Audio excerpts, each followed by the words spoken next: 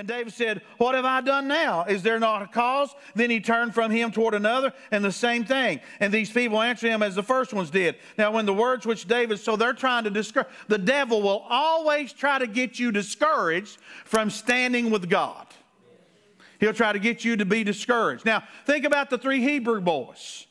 They were challenged, right? He said, when the music starts, he said, I want everybody to bow. If you do not bow, we're going to throw you in the furnace, and we're going to heat that bad boy up too. And so they had a choice to make. And think about a lot of so-called modern Christians. What if they were faced with death or just a kneel? I can tell you there have been a lot of people would have reasoned it this way. They would have said, you know what? Let's just bow. Let's don't really cause a wave here.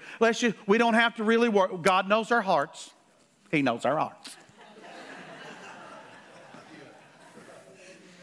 We won't really worship, but we want to fit in. You know, we want to fit in. We don't want to stand out for Jesus. That wouldn't. You know, too many Christians are wearing camouflage. God didn't call us to wear camouflage.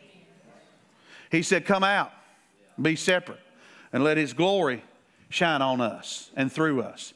But how many so-called Christians would have said, well, we don't want to cause any waves. You know, God can't use us if we're dead. There's all kinds of false wisdom that we could use, right? So let's just kneel, get along, let's get along. How many would have reasoned that and said, we ain't really going to worship, right? But they stood up. How many people are missing the miraculous power of God in their lives because they're too busy hunting their next camouflage outfit or trying to fit in with the world,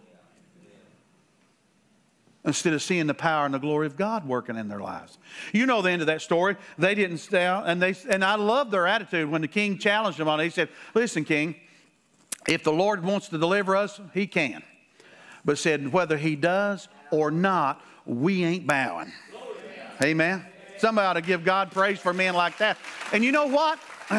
That's where some of us Christians need to get up to. We need to let the world know we're not for sale.